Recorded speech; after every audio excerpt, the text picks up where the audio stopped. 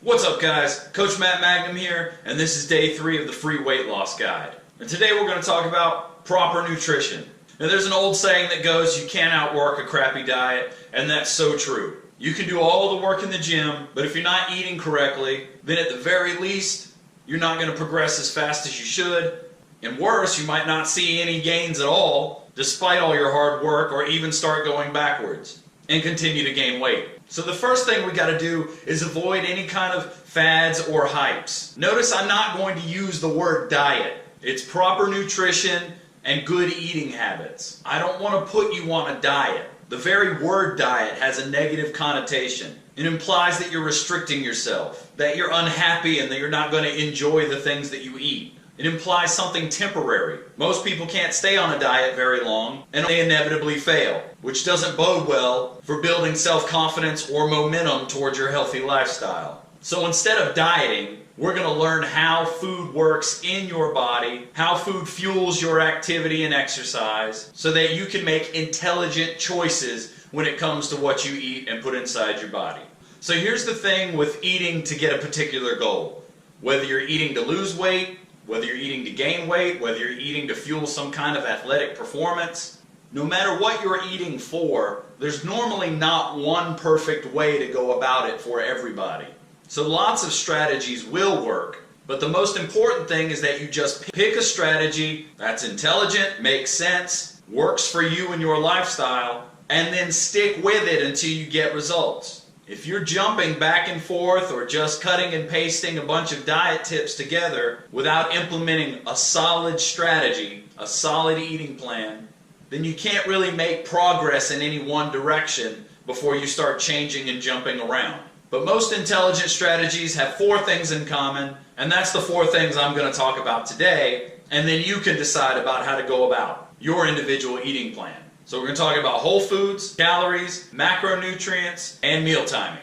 First up, whole foods. Nothing really matters if a majority of what you eat is going to be processed food. You cannot go to the grocery store and judge something as healthy just based on the packaging or the label or the words they use on the package, like no trans fat, low sugar, no carb, gluten-free. Everything you eat should have been alive at some point, and it should be very easy to recognize when you eat it. Should have ran, jumped, flown, swam, or grown out of the ground, and you should be able to throw the package away, look at it on a plate, and tell me exactly what it is. And if you can't do that, if it's compressed into a nugget or it's shaped into some kind of configuration mystery meatloaf, then you don't need to be eating it. So in a nutshell, lean meats and eggs, fruits and vegetables, nuts and seeds, some starch, and little to no sugar. If you start there and eat proper proportions, you're winning better than 80% of the population right off the bat. Now in the last video we talked about creating a calorie deficit. That is the #1 goal if you want to lose weight, but there are other factors to consider if you want to do it in a healthy manner. And one of the forefronts of exercise science right now is learning how inflammation contributes to long-term chronic diseases and how proper nutrition can help reduce that chronic inflammation. So I'm not saying that this is a must for everybody. If you're a younger person or you don't have very many sensitivities to foods, then you might not have to do this to lose weight. But if you're an older person or you're just in general more interested in overall health in addition to performance, then it may be worth it to you to try reducing or eliminating dairy, gluten, and sugar. Now sugar I absolutely recommend. Sugar is the #1 thing everybody should be trying to eliminate from their diet right now. Processed sugar. Again, fruits and vegetables, there's sugar in that, you'll be okay. Nobody got fat from eating too many bananas. But processed sugar. And then gluten would be next up, especially if you have a sensitivity to it. But even if you don't, eliminating it can make you feel better. And then dairy is probably the 3rd, even though you probably could get away with some yogurts. Again, some people are just going to feel better without dairy. So that's kind of individually up to you, but more anecdotally and as more things come in related to inflammation, it might be worth it to eliminate those things from your diet. But whole foods and calories is 80-90% of the battle right off the bat. Which brings me to point 2, calories. Now again, we talked about creating a calorie deficit yesterday, but we also talked about the fact that you need a certain amount of calories to keep your body's thermostat turned up high enough. If you just eliminate calories and just try to cut calories down, Your body is smarter than that, and it will naturally adapt its thermostat to lower down and burn fewer calories on a daily basis, making it harder to maintain activity and making it harder to maintain your artificial diet in the long term. So if we think about the analogy of the gas tank, calories are the gas. You can't get down the interstate if you're on empty. But we don't hold down the trigger at the gas station until it's spilling all over the floor either. A 3/4 tank, and that's plenty of calories to fuel activity and plenty to still leave you within shot of burning off your way to a calorie deficit, keeping your metabolism high.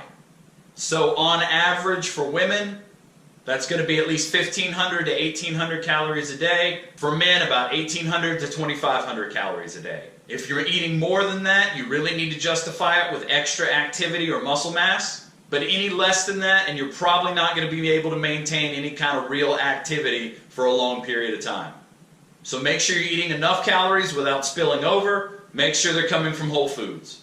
Next, macronutrient ratios. So all your calories aren't coming from the same place.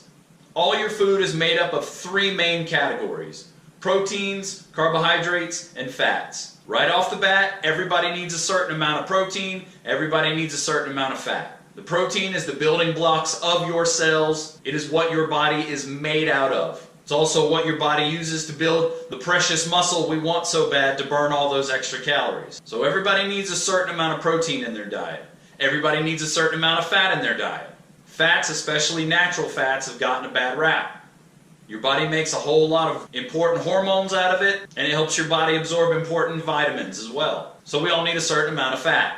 But then this is where you have a choice. Now you have to pick a main fuel source. So you can either fuel your activity with carbohydrates, or you can fuel your activity with extra healthy fats. And this is where macronutrient ratios come into play.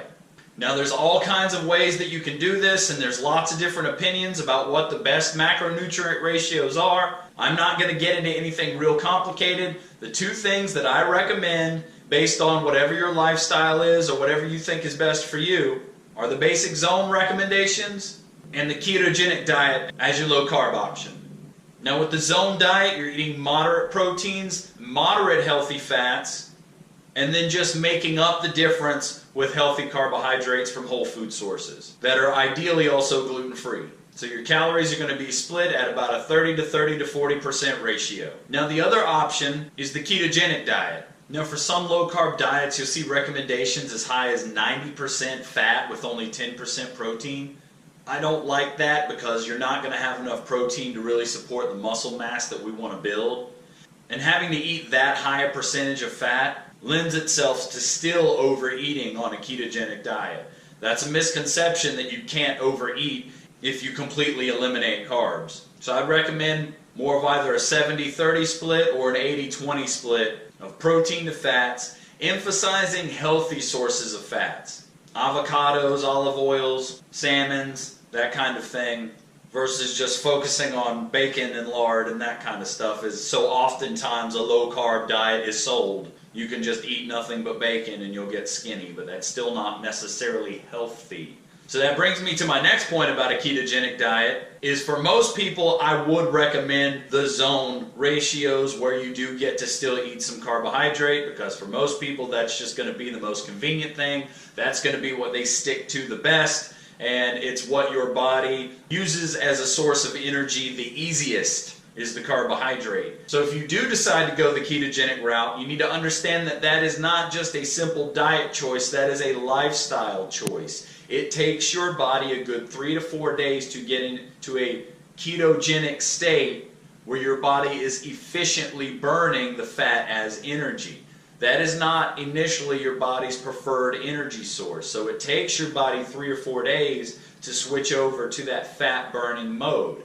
And the idea behind the ketogenic state is the longer you stay in ketosis, the more health benefits you reap from the ketogenic diet. So if you're constantly falling off the wagon by eating too many carbs and getting out of that ketogenic state, then even if you go 3 days of low carb, you're not truly in ketosis enjoying the benefits of that diet. So it really needs to be a lifestyle where you're staying in ketosis for long periods of time. And if you can't maintain that, then a zone diet is probably going to be more realistic and more successful for you. But if you can make it a lifestyle, there's a lot of long-term benefits associated with the ketogenic diet that we're discovering more and more, related to brain health and chronic reduction in inflammation and things that aren't fully understood yet that I'm not going to try and get into. But it's interesting stuff, and if you think you can maintain it, it's worth a try. But again, that's an individual choice. Moving on,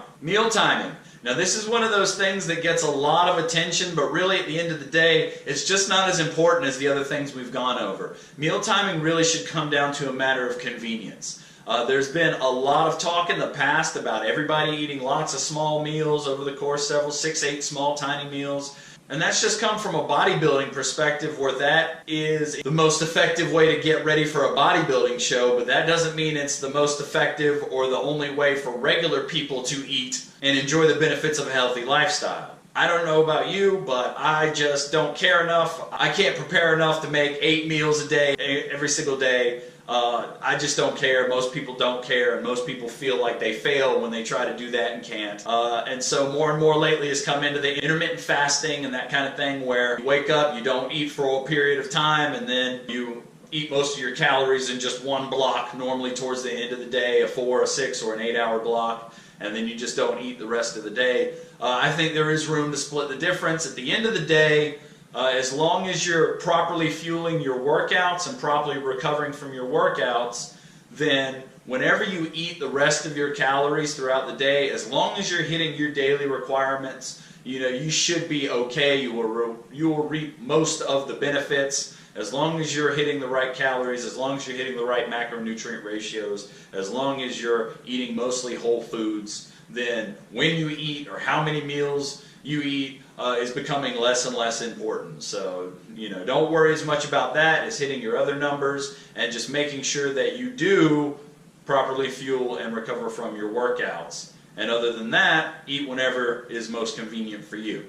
And that's the main 4 pillars, but speaking of which, I am going to talk about fueling your workouts real quick. So we have pre, peri, and post-workout nutrition. So pre-workout nutrition, how do you fuel your workouts? The main thing is, how long is it going to be between when you last eat and when you work out? The closer it gets to the time you work out, anything under an hour, the more you're going to have to start relying on some kind of supplement, just something like a whey protein shake, or just tiny little snacks that you can handle. A banana, maybe a spoonful of peanut butter, and that might be about it. If you have like 4 or 5 hours, then you need to probably go ahead and just eat a regular whole food meal. Whatever you regularly would be eating in your proper macronutrient ratios should be enough to fuel your workouts. But let's say you don't have as much time now. Say anything around an hour, 2 hours, something a half to a third the size of what you would normally eat. You could probably still do a small snack, but for some people even that's going to be too much. So then something like a whey protein shake. You really need to make sure that you're able to digest that meal before you work out. You really don't want to be working out while your body is still actively digesting a meal. It's just not going to go well, doesn't feel good, you could probably throw up. Post-workout, you basically want a mix of whey protein and simple carbs. For most people, most of the time, 20 to 30 grams of protein, 20 to 30 grams of carbs should be fine. If you're a bigger individual or you did more activity, you can bump that up a little bit. If you're a really lighter person or you didn't do much, you can back it off a little bit, but normally 20 to 30 grams of whey is good no matter what. I wouldn't bump it down much, but then about within an hour or so, you want to try to get a whole food meal. Now, if you know it's going to be a while and you're not going to be able to eat anything, then you do want to bump the calories of that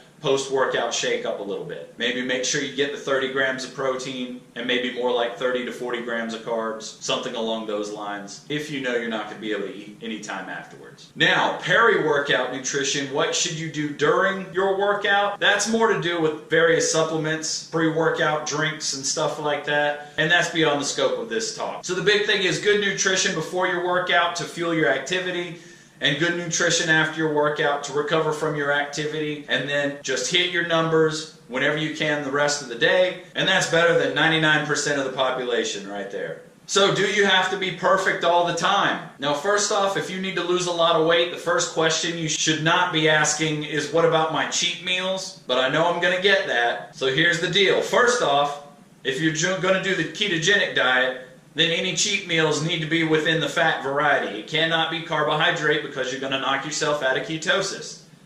And that defeats the whole purpose of the ketogenic diet. So carbohydrate cheat meals on the ketogenic diet are a no-no.